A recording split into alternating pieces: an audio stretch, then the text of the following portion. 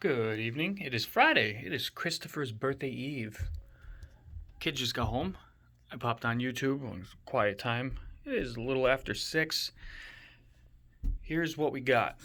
So this started off its life as, with the guts inside, a 2-inch, 1.9, 2.5-inch, depending on what props, little freestyle quad, and I named it Sweet Tooth, based on the color scheme, the candy, and one of the names of, my God, the video game that I can't even think of, Road Rash, something.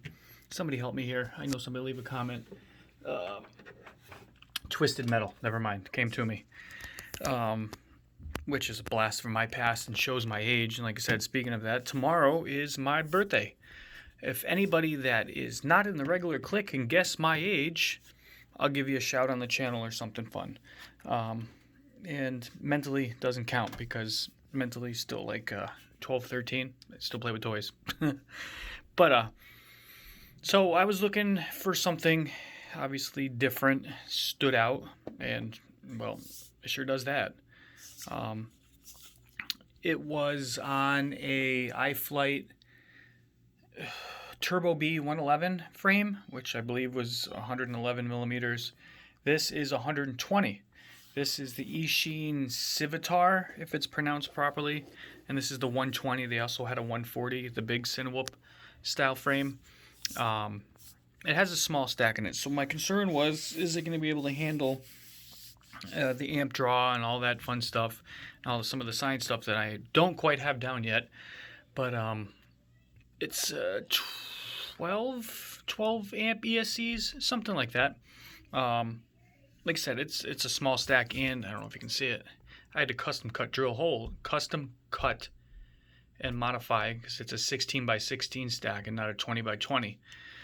And then through the process of building it and swapping it over, testing it out, just normal flight, everything sounded fine. Came back, and the motors that were on it were scalding hot in seconds. They were the iFlight, whatever the hell they were. I'm trying to think. I don't have them handy. Wait, I might have them handy. Hold on. I don't want to bring my camera over there. I'm working on other projects for other stuff. Let's see if I can find one here. I got one. These little tiny things, which would have been perfect. And there's nothing wrong with the motors. It's just for this configuration, prop size, they spin too fast, overheat, and yeah, save them for something else or sell them or give them away. Do something fun with them. But they are kick-ass. Looks like they got cat hair on them. Kick-ass motors. 6,000 kV, I bet, which is 3S capable. But for this load and weight, it's just too much. But anyway, so I did some searching. Got the emaxx Ecos. These are lots less kV. These are like 3,500 kV. 2.5-inch GemFan props, same that come on the what the hell is that thing called? Maybe it'll come to me when I walk over there. The Beta FPV 95VX or 95X V2, same props. So it's in the process right now of being tuned a little more. I've flown it around in the basement. I have not done a outside flight. The day that we were going to do it, the bugs were outrageous because of all the rain that we've had. It's just been absolutely obnoxious. Inside the basement, it flies great. It is loud, regardless. I mean, it's more open prop. I actually modified these just to put a little bumper on here. Not that I really need it, but just in case, and left most of this open. But it just has a very unique signature sound. But you'll definitely hear it coming. Again, it really doesn't bother me. I don't like stealth flying. If I'm in the air and I'm not aware of your presence, or my spotter doesn't see you, at least you'll hear it and be aware. God forbid you bump a branch and it falls down. You know, you don't want to surprise anybody. So I am not into the stealth thing. I want people to know I am out there flying. I used, I think it's the Foxeer Razor Baby, and thankfully the Cadex extra parts that I had the extra ring to make it a little bit bigger to fit it in the stack. And it's cool. The first time I've seen this, the little standoff holders for the camera have multiple holes, so depending on the length of your camera, you can push it back or push it forward, whichever way you want, so you get the desired placement. I got the antennas coming out the back, one LED there, and a whole bunch on the bottom. It changes from a light blue to a dark blue to like a pinkish purple color. And then I got this one that just blinks.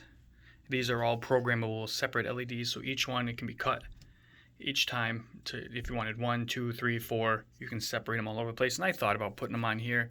I just didn't want to run all the extra wires. So I ran a little strand, twisted them, and heat shrunk, and got the one here. So this one blinks back, so you'll be able to actually see it. Not much changed, like I said, stack-wise, other than just running some extra wires.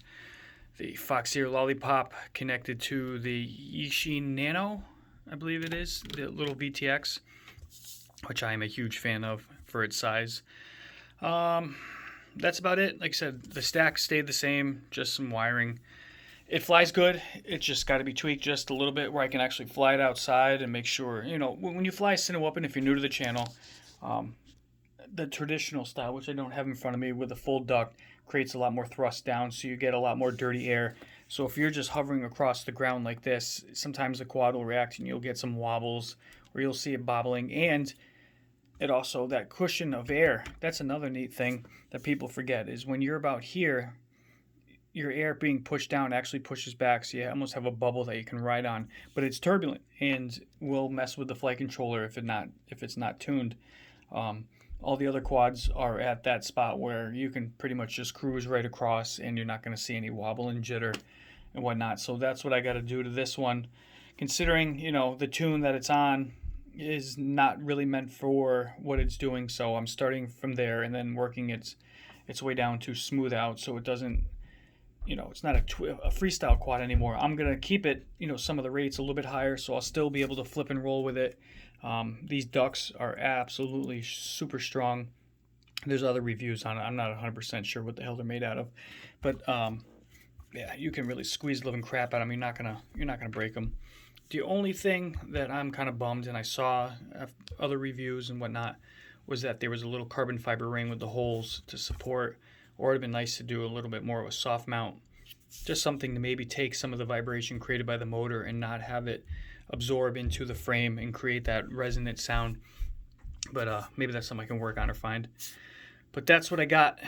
This is Sweettooth and its new look, and stay tuned. There'll be some videos coming from it soon.